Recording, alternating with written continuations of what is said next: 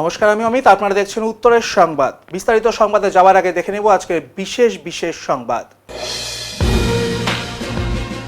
প্রায় 2 মাস হতে চলল জলপাইগুড়ি শহরের করলা সেতুর ওপর লোহার নেট বসানোর কাজ শেষ না হওয়াকে কেন্দ্র করে পুরসভাকে কটাক্ষ কংগ্রেস ও বিজেপির।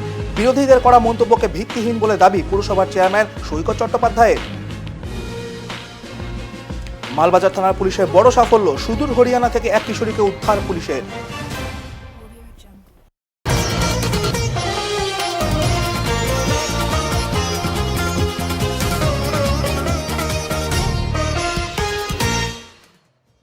ডেঙ্গুয়াঝাড় চা বাগানে গেট মিটিং ও বিক্ষোভ সমাবেশ করলেন চা শ্রমিকেরা।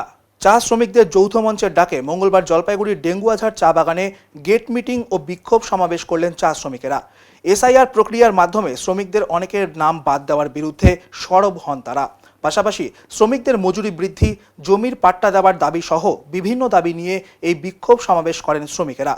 চা শ্রমিক মজদুর ইউনিয়নের জয়েন্ট ফোরামের পক্ষ থেকে গেট মিটিংয়ে অংশ নেন কয়েকশো শ্রমিক। অবিলম্বে চা শ্রমিকদের ন্যূনতম মজুরি চালু করার পাশাপাশি বাগানে জমির পাট্টা দেওয়ার দাবিতে দীর্ঘ আন্দোলনের হুমকি দেন চা শ্রমিকেরা।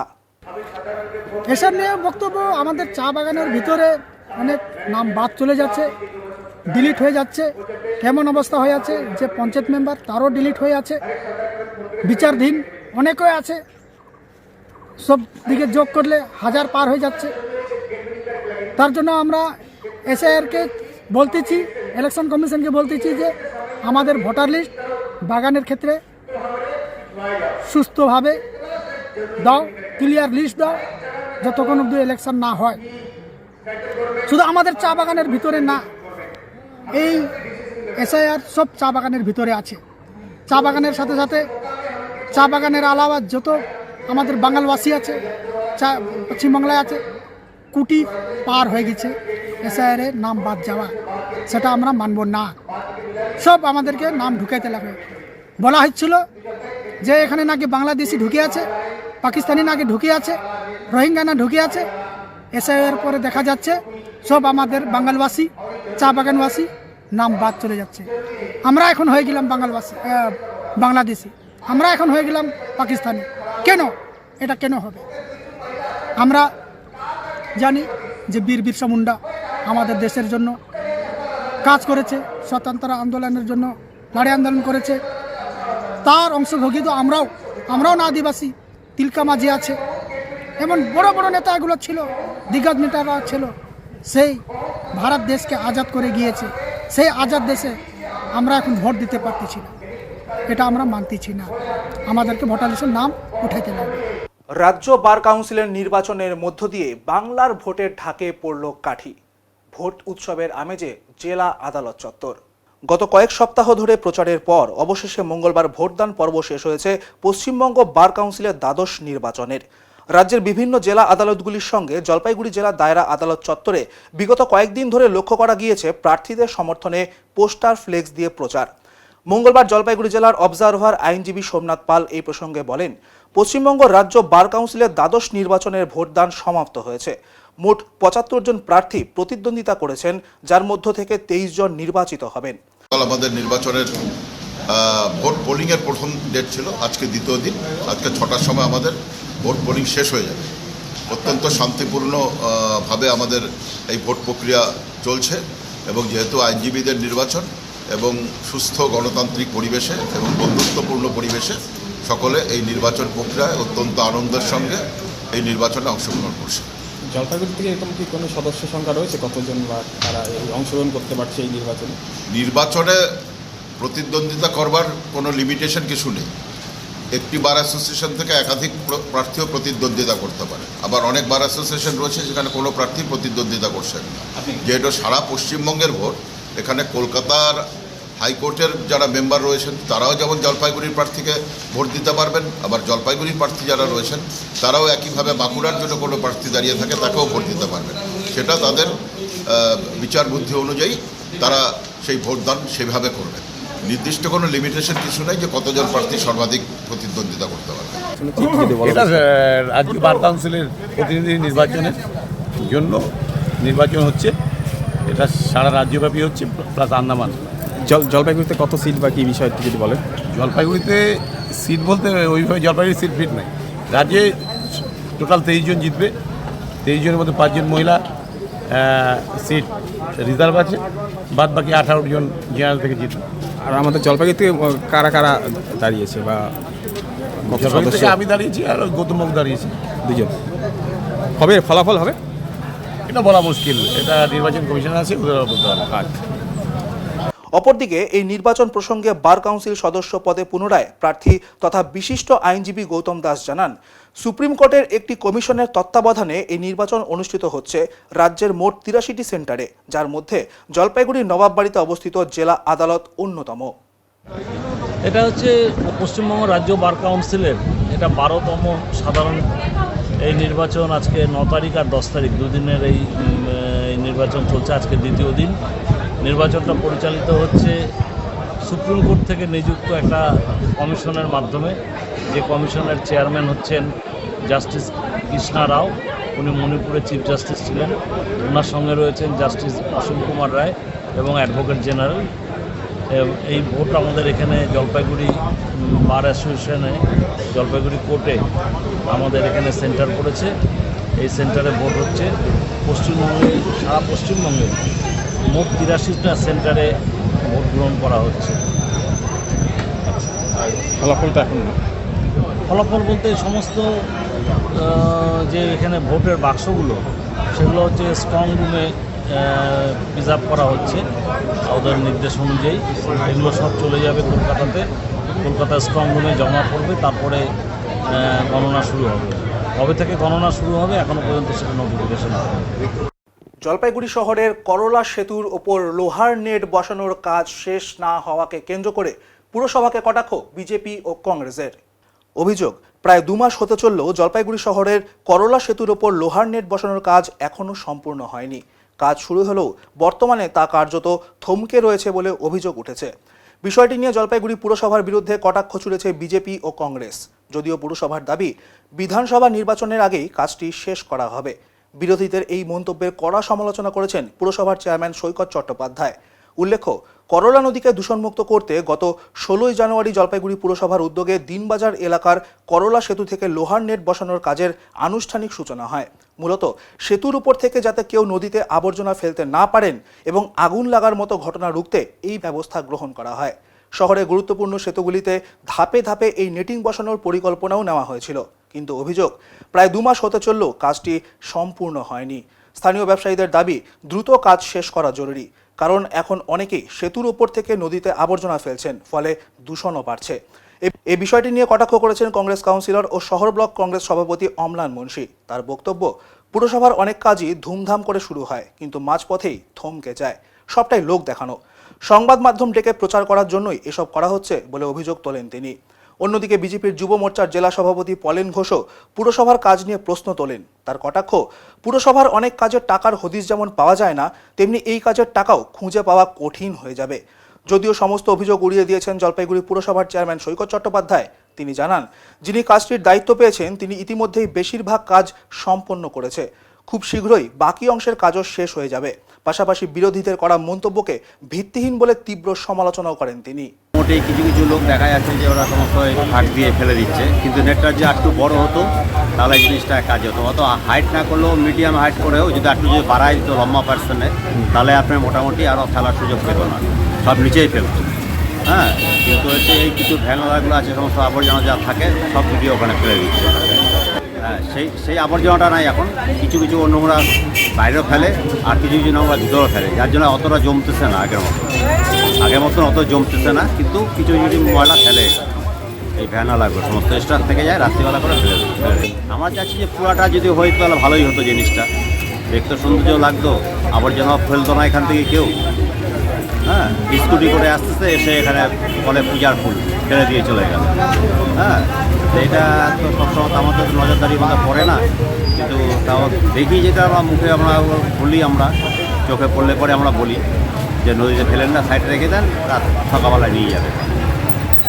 হ্যাঁ, নেটিভ যদি তাড়াতাড়ি যদি লম্বা 100% দেওয়া যায় তাহলে খুব ভালো হয় তাহলে জিনিসটা। দেখেন, দিনবাজার সহ বেশ কিছু সেতু এবং আমাদের মাঝপট্টির ওই সাইডে করলা নদীতে বেশ কিছু নেটিং করার কথা, মিউনিসিপ্যালিটির কাজটা শুরুও হয়েছিল, কিন্তু কিন্তু মাঝখানে দেখতেছি মাসখানিক হয়ে গেল কাজটা বন্ধ আছে।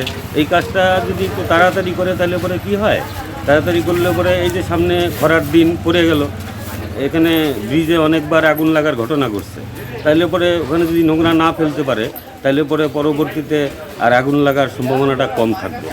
আমি পৌরসভাকে অনুরোধ করব যে কাজটা যত দ্রুত মানে শেষ করার জন্য অনুরোধ করব। কী কারণে বন্ধ আছে আমি বলতে পারবো না, কিন্তু যেদিন এখানে ওইটা উদ্বোধনী হয় সেদিন আমি নিজেও ছিলাম, যার জন্য আমি পৌরসভাকে অনুরোধ করব যাতে কাজটা দ্রুত হয়। নাম শরৎ মণ্ডল, দিনবাজার ব্যবসায়ী কল্যাণ সমিতির সম্পাদক। বিষয়টা হচ্ছে, প্রথমত যে বিষয়টার উদ্যোগ নেওয়া হয়েছিল জলপাইগুড়ি মিউনিসিপ্যালিটির পক্ষ থেকে, যে প্রতিটা জায়গায় করলা নদীকে কেন্দ্র করে, করলা নদী যেন দূষণমুক্ত থাকে সেটাকে কেন্দ্র করে যতগুলো ব্রিজ আছে এবং হচ্ছে দিনবাজারের সাইড ঘেঁষা দিয়ে সব জায়গায় নেটিং করা হবে, যাতে শহরের নোংরাটা কিছুটা পরিমাণে করলা নদীতে যাওয়ার জন্য আটকানো যায়। কিন্তু সেটার একটা প্রোটোটাইপ আমরা শুধুমাত্র দেখতে পেলাম, একটি ব্রিজের উপরে শুধুমাত্র লাগিয়েছে এবং সেখানে একটি ব্যানার লাগিয়ে রেখেছে। আমার যেটা মনে হচ্ছে মিউনিসিপ্যালিটি শুধু ওই প্রোটোটাইপটা লাগিয়েছে, মানে আমার যতটুকু সন্ধান পাওয়া আর কি, এটা টোটাল প্রজেক্টের টাকা যেটা আছে সেটা স্যাংশন হয়েছে এবং কেউ এটা বরাতও পেয়েছে, কিন্তু সেটা শুধুমাত্র অল্প একটু জায়গায় করা হয়েছে একটাই কারণে, মনে হয় তাদের ব্যানার লাগানোর জায়গা কম পড়ে যাচ্ছে। তার জন্য ব্যানার লাগানোর জন্য করলা সেতুর উপরে অতটুকু জায়গা তারা নেটিং করেছে এবং নেটিং করে বাকি টাকা তারা এখন আত্মসাৎ করেছে, নাকি তারা বাকি টাকার হদিশ পাচ্ছে না। যেরকম মিউনিসিপ্যালিটির প্রচুর টাকার কোনো এখন অবধি হদিশ পাওয়া যাচ্ছে না, তারা নাকি লক্ষ লক্ষ টাকার গাছ লাগিয়েছে, সেই গাছের হদিশ পাওয়া যাচ্ছে না, তেমনই জলপাইগুড়িতে এই প্রজেক্টেরও কোনো টাকার হদিশ বা এই প্রজেক্টটার কোনো জিনিস এখন অবধি খুঁজে পাওয়া যাচ্ছে না। দেখুন, কাজটা শুরুর খবর আমরা জানি না, কাজটা কেন থমকে গেল সেটাও জানি না। পৌরসভাতে আপনাকে দায়িত্ব নিয়ে বলছি, এরকম অনেক কাজ শুরু হয়, তারপরে থমকে যায়, তারপরে আর সেই কাজটা সম্পূর্ণ হয় না। আপনি নিশ্চয়ই দেখেছেন যেখানে হকাশ কর্নার করা হবে হকাশদের জন্য, আজও হয়নি। আপনি নিশ্চয়ই দেখেছেন যে আপনার পার্কিং জোন করা হবে, ঘটা করে আপনাদেরকে সঙ্গে নিয়ে পার্কিং জোন করা হলো, তারপরে সেটা মুখ থুবড়ে পড়লো, আজও পার্কিং জোন হয়নি। এই ধরনের অনেক কাজ জলপাইগুড়িতে ঘটা করে আপনাদেরকে নিয়ে অ্যাডভার্টাইজমেন্টের জন্য করা হয়, কিন্তু পরবর্তীকালে আর সেটা করা হয় না। আমার মনে হয় কোনো একটা জায়গায় পাবলিককে একটা ধোঁকা দেওয়ার একটা প্রবণতা এখানে কাজ করে, যে আমি সংবাদ মাধ্যমকে সঙ্গে নিয়ে অনেক লোকজনকে সঙ্গে নিয়ে একটা প্রকল্পের উদ্বোধন করলাম, তারপরে প্রকল্পটা সম্পূর্ণ হলো কি হলো না, কি হলো আমার আর দেখার দরকার নেই। তার উদাহরণ তো আপনার সামনে তুলে ধরলাম। যদি আরও উদাহরণ চাই, আরও বলতে পারি, মুক্ত মঞ্চ জলপাইগুড়িতে পায়নি, জলপাইগুড়ি চৈতালিন মাঠ যেটাকে বলি সেটা ওইভাবেই পড়ে আছে। এই ধরনের অজস্র প্রকল্প পড়ে আছে যেগুলো ঘটা করে উদ্বোধন হয়েছে, ঘটা করে আপনাদের সামনে বড়াই করে অনেক স্বপ্ন দেখানো হয়েছে, কিন্তু স্বপ্ন প্রথম রাতেই শেষ, দ্বিতীয় রাতের থেকে আর স্বপ্ন কেউ দেখে না বা নিজেরাও স্বপ্ন দেখা বন্ধ করে দেয়। আমার সেখানে সংশয় নেই। আমার সংশয়টা যেখানে, এমনটা তো হয়নি যে এই প্রকল্পটা শুরুতেই শেষ হয়ে গেল এবং শেষ হয়ে গিয়ে সমস্ত বিলপত্র উঠে গেল, এইখানে একটা সন্দেহ থেকে যায়। সেটা যদি কোনোভাবে জানার চেষ্টা জানতে পারি তাহলে উপকৃত হব। যেটা জলপাইগুড়ি পৌরসভার যেটা উদ্যোগ সেটা হচ্ছে যে আমরা ব্রিজের নেট লাগিয়ে আমরা বর্জ্য পদার্থ ফেলাটাকে নদীর মধ্যে বন্ধ করব যতটা সম্ভব, এবং তার সাথে সাথে একই সাথে আমরা নৌকাও চালাচ্ছি যাতে করলা নদী থেকে বর্জ্যগুলোকে সরিয়ে দেওয়া যায়, করলাকে দূষণমুক্ত করা। এবার বিষয়টা হচ্ছে নেটের যিনি কন্ট্রাক্ট পেয়েছেন, ওটা প্রতীকী উদ্বোধন হয়েছিল। নেটের যিনি কন্ট্রাক্ট পেয়েছেন তিনি প্রায় অনেকটাই বানিয়ে ফেলেছেন এবং এর মধ্যে সেটা ওয়ার্ক অর্ডার দিয়েও দেওয়া হয়েছে এবং তিনি সেটা লাগিয়েও ফেলবেন। এই নিয়ে কটাক্ষ করার কিছু নেই, তার কারণ কংগ্রেসীদের কটাক্ষকে আর গুরুত্ব কী দেবো, ওরা তো এবারে বিধানসভায় একটা আসন পাবে না, তাই গণতন্ত্রের গাণিতিক অঙ্কে ওরা হচ্ছে একটা মহাশূন্যের দল।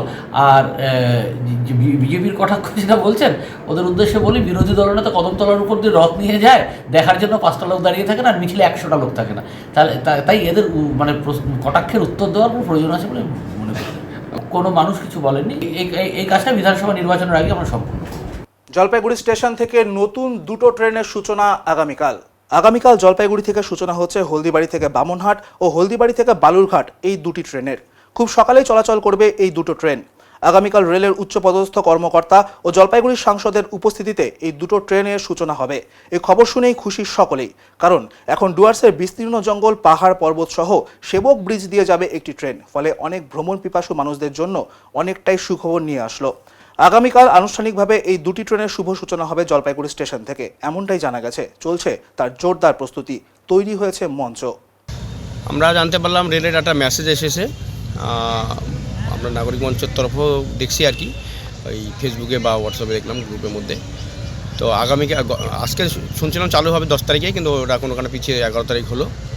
ট্রেনটা যেই ট্রেনটা শিলিগুড়ি জংশন থেকে বালুরঘাট চলাচল করতো এবং আরেকটি ট্রেন শিলিগুড়ি জংশন থেকে বামনহাট অবধি চলাচল করতো, যেটা হাসিমারা বানারহাট হয়ে চলাচল করতো, সেই ট্রেনগুলারই ওই শিলিগুড়ি জংশন থেকে এক্সটেনশন করে হলদিবাড়ি পর্যন্ত সম্প্রসারিত করা হলো। এ তো কৃষকদের বেশ একটা বেনিফিট হবে আগামী দিনে। আমরাও জলপাইগুড়িবাসী এই ব্যাপারে খুশি, আর আরও খুশি হতাম যদি হলদিবাড়ি অথবা কাশিয়াবাড়ি থেকে নিউ চ্যাংরাবান্ধা রেল লাইনটাকে জুড়ে দিত, তাহলে অল্প দূরত্বের মধ্যে আমরা কুচবিহারে যেতে পারতাম, বা এই ট্রেনগুলো দিয়েই একই রেক একই বগি দিয়ে আরও 100-150 কিলোমিটার কভার করে ফেলতে পারতো, চক্র রেল হিসেবে চলাচল করতে পারতো। এখন কি দুটা ট্রেন উদ্বোধন হচ্ছে, কোথা থেকে কোন পর্যন্ত? ওই যে বললাম যে একটা বালুরঘাট শিলিগুড়ি জংশন আর একটা বামনহাট শিলিগুড়ি জংশন, সেই শিলিগুড়ি জংশন অবধি এসে ওটা রাত্রি থেকে যেত, সেটাই এখন হলদিবাড়ি পর্যন্ত সম্প্রসারিত হলো, সেটা এক্সটেনশন ওখানে করা হলো আর কি, মানে মোটামুটি 63 কিলোমিটার এক্সটেনশন করা হলো জলপাইগুড়ি ভায়া। অনেকে যারা সেবকে ঘুরতে যেতে পারে, হ্যাঁ একদম অবশ্যই ডুয়ার্স পুরো উপভোগ করতে পারবে, জঙ্গল পাহাড় পর্বত সম্পূর্ণ সমতল সম্পূর্ণটাই এই ট্রেনের মাধ্যমে মানে উপভোগ করতে পারবে। কখন চলবে শুনছেন? এটা যত সম্ভব সকালবেলা একটি হলদিবাড়ি থেকে ছাড়বে 4:30টায়, আর একটি ট্রেন ছাড়বে 5টায়, মানে 4:30টায় ছাড়বে বামনহাট আর 5টায় ছাড়বে বালুরঘাট। আবার ব্যাক করবে রাত্রি 9টা কতটা যেন, আর একটা 10টা কতটা, এরকম টাইম, এটা ঠিক মানে দেখে বলতে হবে হলদিবাড়িতে। হ্যাঁ। আনুষ্ঠানিকভাবে মেটেলি থানায় চাইল্ড ফ্রেন্ডলি কর্নার ভবনের কাজে শুভ সূচনা করা হলো। ইন্ডং গ্রাম পঞ্চায়েতের উদ্যোগে প্রায় 6,95,000 টাকা ব্যয়ে মেটেলি থানা প্রাঙ্গণের এক কোণায় এই শিশু বান্ধব কক্ষটি নির্মাণ করা হবে। উল্লেখ্য, এতদিন মেটেলি থানায় শিশুদের জন্য আলাদা কোনো শিশু বান্ধব কক্ষ ছিল না। পাশাপাশি দূর দূরান্ত থেকে থানায় আসা মায়েরা, যুবতী ও শিশুদের বসার বা বিশ্রামের উপযুক্ত কোনো ব্যবস্থাও ছিল না। অনেক সময় তদন্তের স্বার্থে যদি কোনো শিশুকে থানায় নিয়ে আসতে হতো, তাদের জন্য আলাদা করে থাকার বা বসার জায়গার অভাব দেখা দিত। এই বিষয়গুলিকে গুরুত্ব দিয়ে এবং মানবিক দৃষ্টিভঙ্গি থেকে ইন্ডং গ্রাম পঞ্চায়েতের পক্ষ থেকে এই শিশুবান্ধব কক্ষ নির্মাণের কাজের শুভ সূচনা করা হলো। এ প্রসঙ্গে মেটলি থানার আইসি মিংমা লেপচা জানান, শিশুবান্ধব এই কক্ষটি তৈরি হলে থানায় আসা মায়েরা, শিশু ও যুবতীদের অনেকটাই সুবিধা হবে। এখানে শৌচালয় থেকে শুরু করে বসা ও বিশ্রামের বিশেষ ব্যবস্থা থাকবে, যা থানায় আগতদের জন্য একটি নিরাপদ ও স্বাচ্ছন্দ্যময় পরিবেশ তৈরি করবে। আজকে এই প্রথমবার আমরা রয়েছি মেটলি থানার কম্পাউন্ডে, এবং আজকে আমরা একটা কাজের শুভ উদ্বোধন করলাম। আমাদের এই শুভ উদ্বোধন অনুষ্ঠানে আমাদের এই এলাকার প্রধান এবং পঞ্চায়েত সমিতির সহকারী সভাপতি সহ এলাকার বিশিষ্ট সমাজসেবিক এবং আমাদের উপপ্রধান থেকে নিয়ে পঞ্চায়েত মেম্বার সাথে রয়েছেন আমাদের এই মেটলি থানার যিনি ইনচার্জ অফিসার স্যার মিংমা লেপচা।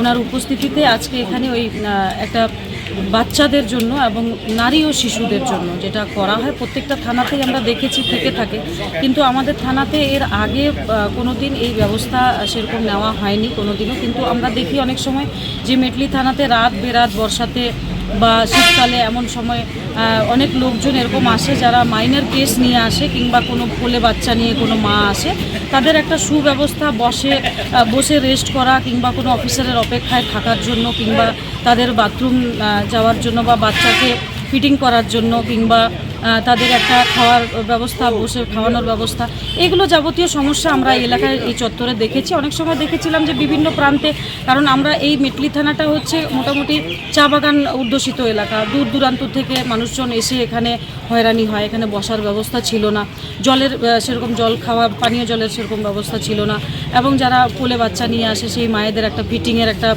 প্রাইভেসির দরকার, সেই সব ব্যবস্থা ছিল না।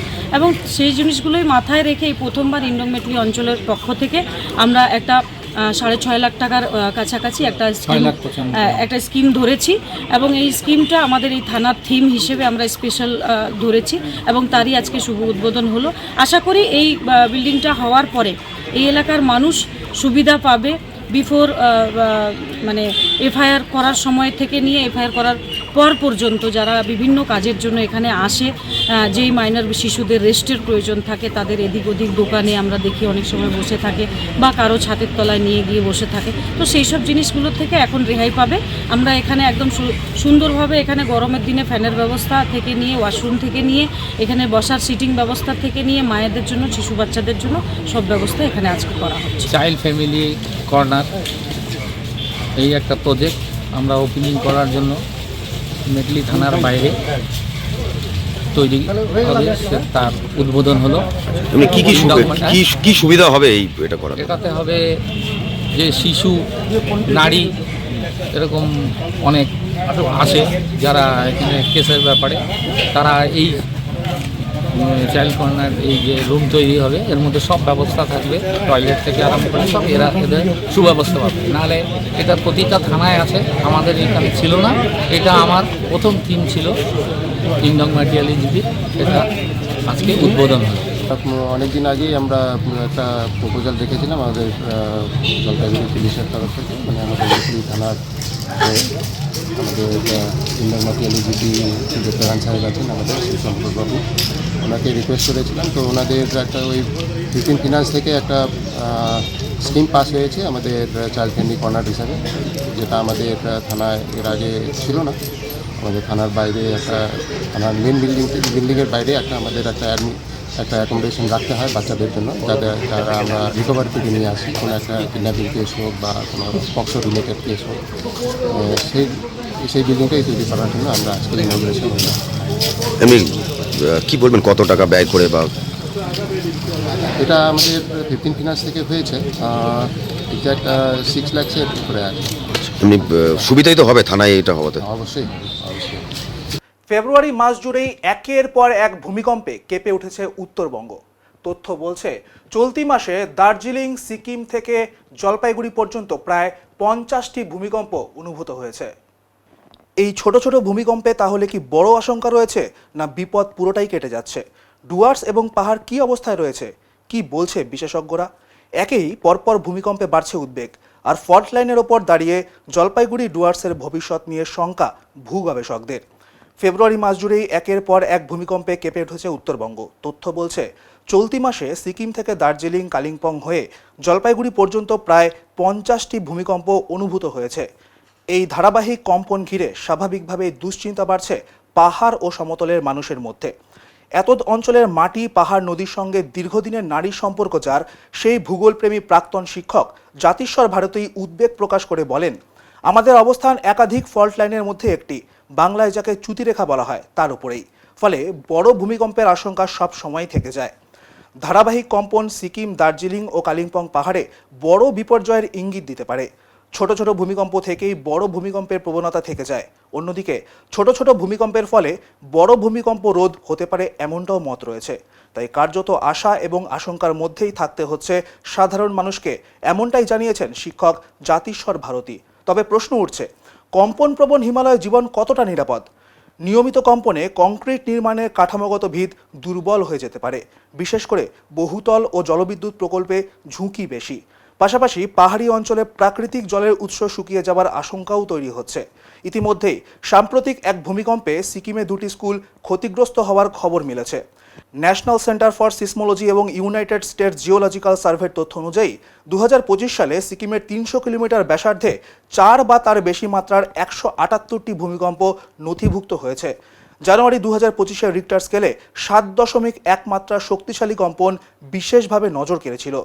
এদিকে ব্যুরো অফ ইন্ডিয়ান স্ট্যান্ডার্ডসের সর্বশেষ সিসমিক জোনের ম্যাপে দার্জিলিং থেকে সিকিমের পুরো হিমালয় অঞ্চলকে সর্বোচ্চ ঝুঁকিপূর্ণ হিসেবে চিহ্নিত করা হয়েছে। তাই বিশেষজ্ঞদের একাংশের মত, উন্নয়নের নামে অপরিকল্পিত কংক্রিট নির্মাণ থামিয়ে পাহাড়ের উপযোগী নির্মাণ শৈলীতে না ফিরলে বিপদ আরও ঘনিয়ে আসতে পারে। ধরনের ভূমিকম্প যদি দার্জিলিং পার্বত্য অঞ্চলে বা সিকিমের পার্বত্য অঞ্চলে বা কাছাকাছি, এই সমস্ত অঞ্চলে কাছাকাছি বড় ধরনের ভূমিকম্প, মানে 5-এর উপরে 6 মাত্রা এরকম হয়, সেক্ষেত্রে আমার মনে হয় একটা বড় বিপর্যয় ঘটে যাওয়ার সম্ভাবনা রয়েছে। কারণ দার্জিলিং, গ্যাংটক ইত্যাদি বিভিন্ন জায়গা সহ কার্শিয়াং ইত্যাদি অঞ্চলে যেভাবে বন জঙ্গল ধ্বংস করে কংক্রিটের জঙ্গল তৈরি করা হয়েছে, তার ফলে এখানকার যে ভঙ্গিল পর্বতের গঠন, শিলা গঠন, নরম ভঙ্গুর শিলা, সেই শিলার উপর প্রবল চাপ পড়ছে। তা স্বাভাবিকভাবেই সেগুলো একটু মানে এমন অবস্থায় রয়েছে যে একটু এদিক ওদিক হলেই বড় ধস বা বড় কিছু বিপর্যয় হয়ে যায়। ভূমিকম্প যদি নাড়াচাড়া পড়ে স্বাভাবিকভাবে এখানে ক্ষয়ক্ষতিটা বেশি হবে। যেখানে ঘন জনবসতি সেখানে তো ক্ষয়ক্ষতিটা বেশি হয়। তারপর কংক্রিটের এত বড় বড় বাড়ি ঘর এগুলো তৈরি করা, সেগুলো ধসে পড়তে পারে। ভৌমজলের অভাব ঘটছে, রান অফ বেশি হচ্ছে, ভরপা এগুলো বেশি হচ্ছে। ফলে ভৌমজল বা জঙ্গল যেগুলো মাটিকে শিলাকে ধরে রাখবে, সেটা ধরে রাখার মতন পরিস্থিতিটা থাকছে না। সুতরাং অবশ্যই ক্ষয়ক্ষতি এবং বিপর্যয়, ধন সম্পত্তির ক্ষয়ক্ষতি, যে বিপর্যয় তো ধন সম্পত্তি এবং জীবনের ক্ষয়ক্ষতিকে বলে, সেটা অনেক বেশি বড় মাত্রায় হওয়ার সম্ভাবনা রয়েছে। এখন নিয়ে নিচ্ছি ছোট্ট একটি বিরতি, ফিরে আসছি বিরতির পর।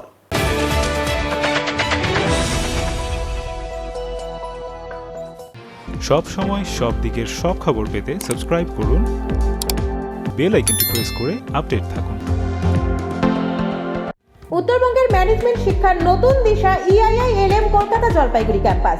রায়গঞ্জ বিশ্ববিদ্যালয় অনুমোদিত EIILM কলকাতা জলপাইগুড়ি ক্যাম্পাস বর্তমানে উত্তরবঙ্গের অন্যতম জনপ্রিয় ও বিশ্বাসযোগ্য ম্যানেজমেন্ট কলেজ হিসেবে দ্রুত পরিচিতি লাভ করেছে। গত দীর্ঘ 8 বছর ধরে এই প্রতিষ্ঠান সফলভাবে ছাত্রছাত্রীদের বিভিন্ন ম্যানেজমেন্ট স্নাতক ও স্নাতকোত্তর ডিগ্রি এবং স্কিল ডেভেলপমেন্টের মাধ্যমে কর্পোরেট জগতে সুপ্রতিষ্ঠিত করে তুলতে নিরলসভাবে কাজ করে চলেছে। EIILM কলকাতা জলপাইগুড়ি ক্যাম্পাস একটি পূর্ণাঙ্গ ম্যানেজমেন্ট কলেজ, যেখানে আধুনিক পাঠ্যক্রম ও বাস্তবমুখী শিক্ষার সমন্বয়ে পরিচালিত হয় একাধিক চাহিদা সম্পন্ন কোর্স।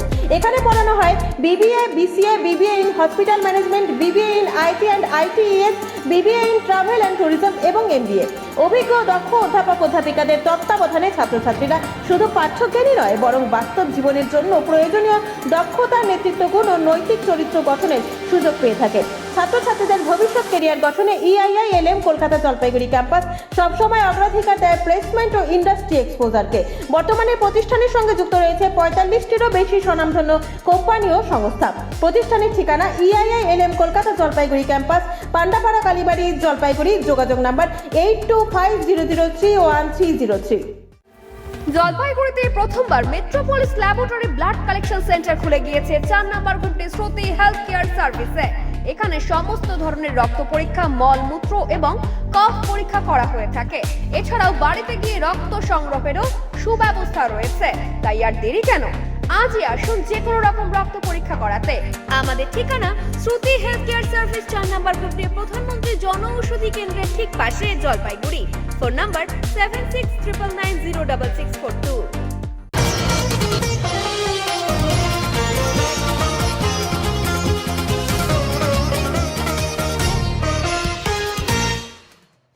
জলপাইগুড়ি জেলা কংগ্রেস কমিটির ডাকে আগামীকাল ডিএম অফিস অভিযান। এসআইআর নামে নাগরিক হয়রানি, উদ্দেশ্য প্রণোদিতভাবে বিশেষ সম্প্রদায়ের মানুষের নাম ভোটার তালিকা থেকে কাটার প্রতিবাদে আগামীকাল জেলা শাসক দপ্তরে বিক্ষোভ কর্মসূচি পালন করছে জেলা কংগ্রেস। এ বিষয়ে আজ জেলা কংগ্রেস কার্যালয়ে জেলা কংগ্রেসের সাধারণ সম্পাদক অসীম তরফদার একথা জানিয়েছেন। তিনি বলেন, এসআইআর নামে সাধারণ মানুষকে হয়রানি করা হচ্ছে। এরই প্রতিবাদে আগামীকাল রাজীব ভবন থেকে জেলা শাসক দপ্তর পর্যন্ত মিছিল করে বিক্ষোভ কর্মসূচি পালন করা হবে। আমাদের আগামীকাল ডিএম অফিসে, দ্যাট ইজ ডিইও যেটা বলে, ডিস্ট্রিক্ট ইলেকশন অফিসারকে মেমোরেন্ডাম দেওয়ার ব্যাপার আছে। বিষয়টা কি? বিষয়টা হচ্ছে যে এসআইআর নিয়ে জলপাইগুড়ির সাধারণ মানুষের যে ভোগান্তি, সেই ভোগান্তির নিরসনে এবং গত 28 তারিখে যে আপনার ফাইনাল ভোটার লিস্ট বেরোলো, 28 তারিখে ভোটার লিস্টে বেরোতে আমরা কী দেখলাম, আমাদেরকে দেখানো হলো 1,08,000 অ্যাডজুকেটেড লিস্টে রয়ে গেল বাকি, এবং আরও 32,000 সামথিং সেটা ডাইরেক্টলি ডিলিট করা হলো। সম্পূর্ণভাবে ডিলিটেড যারা হয়েছে তারা জানতে পারলো না কেন তারা ডিলিটেড হলো। পর্যাপ্ত পরিমাণ কাগজপত্র দেওয়ার পরে ডিলিটেড হয়েছে। অ্যাডজুকেটেড যারা লিস্টে আছে তারা একটা সংখ্যার মধ্যে দিন গুনছে যে কখন তার নামটা ডিলিটেড জায়গায় চলে যায়। এই অচলাবস্থা নিরসন করবার জন্যই আমাদের আগামীকাল ডিএম অফিসে যে ডেপুটেশন দেওয়ার কথা, তার প্রক্রিয়া আমরা চালাচ্ছি।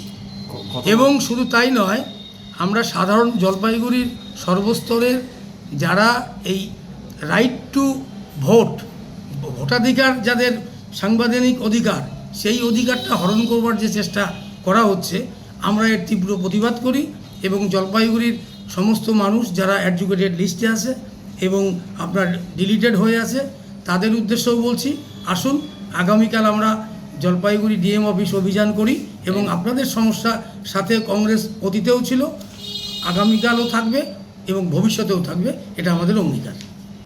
ভর্তির ফিস কমানো সহ আরও বিভিন্ন দাবিতে জলপাইগুড়ি শহরে ধিক্কার মিছিল এআইডিএসওর উদ্যোগে। এআইডিএসওর উদ্যোগে ডিআই অফিসে স্মারকলিপি প্রদান কর্মসূচি পালন করা হয়।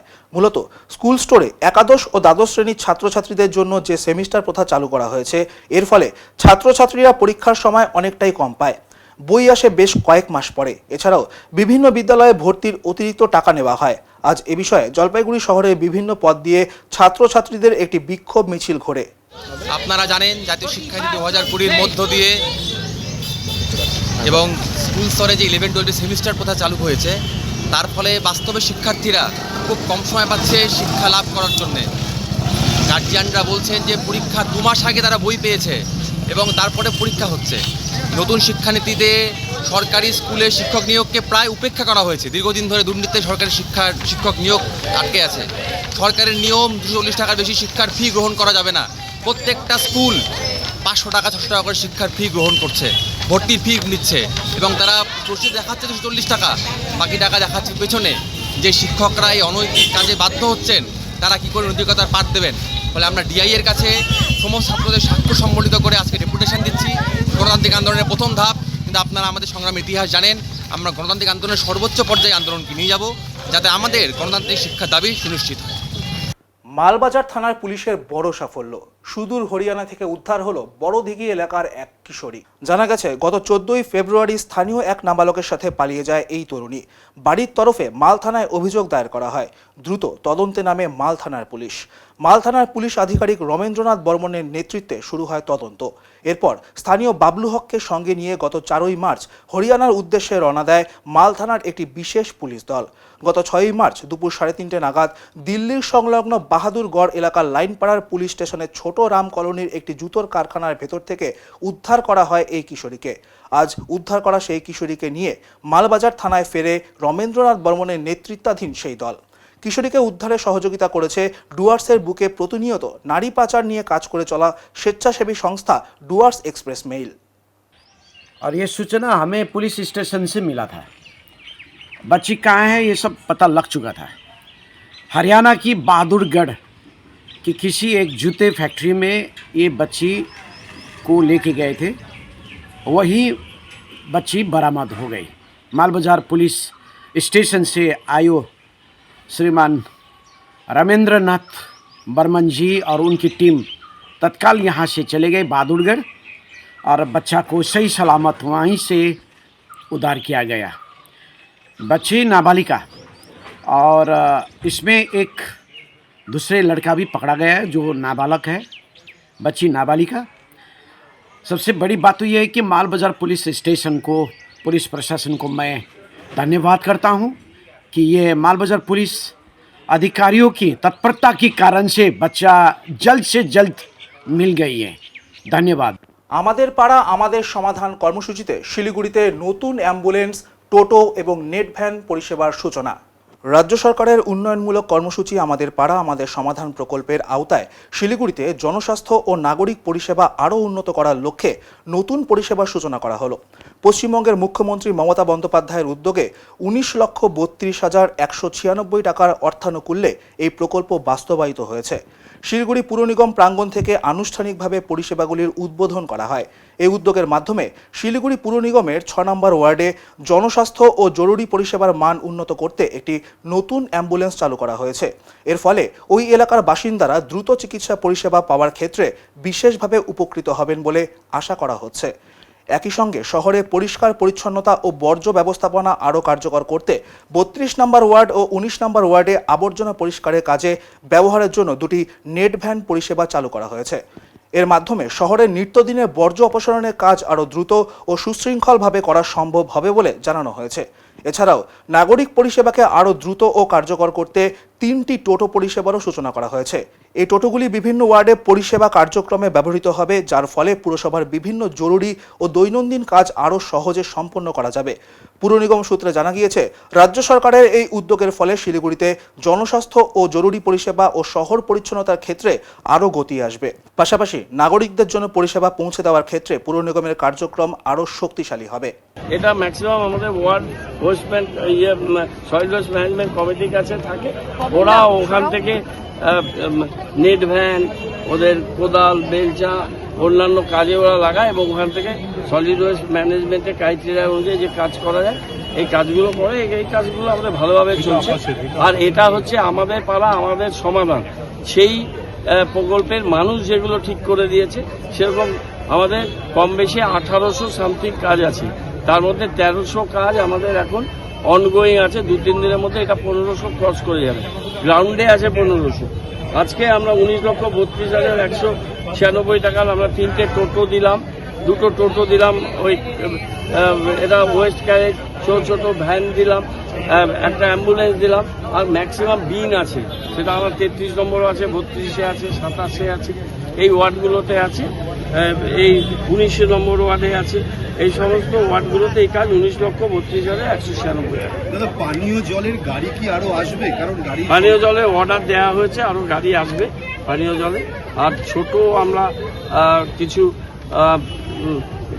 জায়গার ভেতরে আমাদের কাজের সুবিধার জন্য কিছু ট্র্যাক্টর টেলারও আমরা আছি। সচরাচর দেখা যায় স্বামীর অত্যাচারে ঘর ছাড়তে বাধ্য হচ্ছেন স্ত্রী, কিন্তু এবার উল্টো চিত্র সামনে এলো জলপাইগুড়ি জেলার রাজগঞ্জে। অভিযোগ, স্ত্রীর অত্যাচারে ঘর ছেড়েছেন স্বামী এবং তার বৃদ্ধা মা। ঘটনায় চাঞ্চল্য ছড়িয়েছে রাজগঞ্জ ব্লকের সুখানি গ্রাম পঞ্চায়েতের দুন্দিপাড়া গ্রামে। স্থানীয় সূত্রে জানা গিয়েছে, দুন্দিপাড়া গ্রামের বাসিন্দা সাইরুল হক তার মাকে নিয়ে বসবাস করতেন। 2023 সালে তার বিয়ে হয়, কিন্তু বিয়ের পর থেকেই স্ত্রী তাদের উপর মানসিক ও শারীরিক অত্যাচার শুরু করেন বলে অভিযোগ সাইরুলের। এই ঘটনাকে কেন্দ্র করে একাধিকবার সালিশি সভাও বসে। স্থানীয় পঞ্চায়েতের উদ্যোগে সমস্যার সমাধানের চেষ্টা করা হলেও শেষ পর্যন্ত কোনো সমাধান মেলেনি বলে জানা গেছে। সাইরুল হকের দাবি, তার স্ত্রী তাকে প্রাণে মারার হুমকিও দিয়েছেন, এমনকি তাকে বিষ খাইয়ে মারার পরিকল্পনাও করা হয়েছিল বলে অভিযোগ তার। প্রাণের ভয়ে তিনি বর্তমানে বাড়ি ছেড়ে রয়েছেন এবং রাজগঞ্জ থানায় স্ত্রীর বিরুদ্ধে লিখিত অভিযোগ দায়ের করেছেন। ইতিমধ্যেই পুরো ঘটনার তদন্ত শুরু করেছে রাজগঞ্জ থানার পুলিশ। মনে না বলে ভয় করে কেন? ও শ্বশুরবাড়ির লোক ডাকা আনে না, ওর স্ত্রী তো মারে গে, ওর স্ত্রী তো মারধর করে অনেক দিন থেকে ছাড়ে চাহে মিটিং ফিটিং করি, ওইভাবে লোক বুঝাই দিয়ে যায়, কিছু আর করবে না, আর করবে না, ঘুরে চলে যায়, ঘুরে আর অত্যাচার করে। এলা ওর বউ বাড়ি যায় না, খালি মোর ছোড়া খালি দাঁড়াইছে না। হ্যাঁ আমরা ওসে এনে কায়দে ফোন করল, ওসে এনে 10-12 জন লোক ওসে এনে সব মানে আল্লাহ হাল্লা চিল্লা করবে, আসলে টুটি চিপে দেয়, ও ঘাট ধরে, কলার ধরে, চুল ধরে, হাতলা বান্ধাবান্ধি করে, কত ছাগল চাবিটা দেন ছিনদাইয়ের মতো করে, আর ধরে তুলে চলে যাওয়া চাহে কিবা গেঠাহারা কত ওখানে পুরা মারছে এনে বাঁকা টাকা হেনে ওরতে শৈলে হেনে ও মারি ফিকে দিব যা হে। কেন? কি বোমার অত্যাচারে ঘর ছাড়া হয়ে আছি, এটা কিভাবে ঘর দিক মধ্যে আমার ভয়, ছোঁয়া আমার খুব ভয় করে। ছোঁয়ার কোটি আমি বেড়াও, কোন ঘুরিতে ছোঁয়া আমার কি করে, জিভা হাতা করে না কিসে করে, ভয় লাগে। ওই কোটি বাইরে থেকে বলে শুনেছি বলে, বাইরে থেকে বলে লে যাওয়া গিয়ে হলে মারি দিবে বলে। কি নাম আপনার? আপনার নাম? ওর নাম ঝরিমন বেওয়া। এখন নিয়ে নিচ্ছি ছোট্ট একটি বিরতি, ফিরে আসছি বিরতির পর।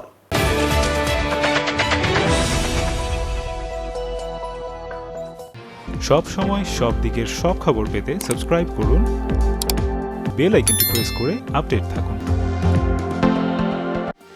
জলপাইগুড়ি শহরে স্বাস্থ্য পরিষেবার ইতিহাসে যুক্ত হলো এক নতুন অধ্যায়। সাধারণ মানুষের মুখে হাসি ফোটানোর লক্ষ্যে শহরে আনুষ্ঠানিকভাবে যাত্রা শুরু করলো ডক্টর রোদসির ডেন্টাল কেয়ার। বেগুনটারি এলাকায় অবস্থিত ক্লিনিকটির উদ্বোধনী অনুষ্ঠানটি বিশিষ্ট অতিথিদের উপস্থিতিতে হয়ে ওঠে তাৎপর্যপূর্ণ। শুধুমাত্র ব্যবসায়িক সাফল্যই নয়, সাধারণ মানুষের যন্ত্রণা লাঘব করাই তার মূল লক্ষ্য, জানালেন ক্লিনিকটির পরিচালনার দায়িত্বে থাকা ডক্টর রোদসি। অত্যাধুনিক যন্ত্রপাতি, উন্নত পরিকাঠামো ও মানবিক পরিষেবার সমন্বয়ে এই ডেন্টাল ক্লিনিক ইতিমধ্যে শহরবাসীর আস্থা অর্জন করেছে। স্বাস্থ্য সচেতন নাগরিকদের মতে আধুনিক প্রযুক্তি নির্ভর ও স্বল্প মূল্যের এই পরিষেবা জলপাইগুড়ি শহরে সাধারণ মানুষের জন্য নিঃসন্দেহে এক বড় প্রাপ্তি।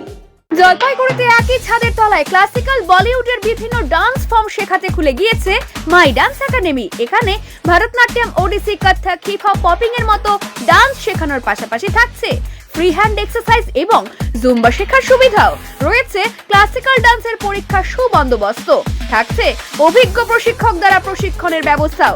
তাই আর দেরি কেন, আজই চলে আসুন আমাদের ঠিকানায়, মাই ডান্স একাডেমি, নীলু ভবন, 4 নম্বর গুমটি, জলপাইগুড়ি। ফোন নম্বর 6294253874।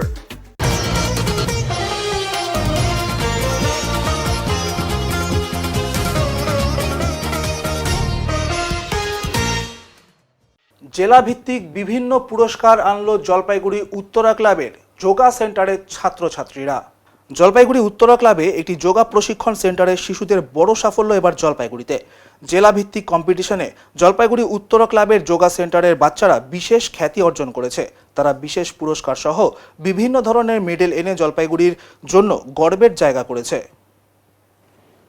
এবারে আবহাওয়ার খবর।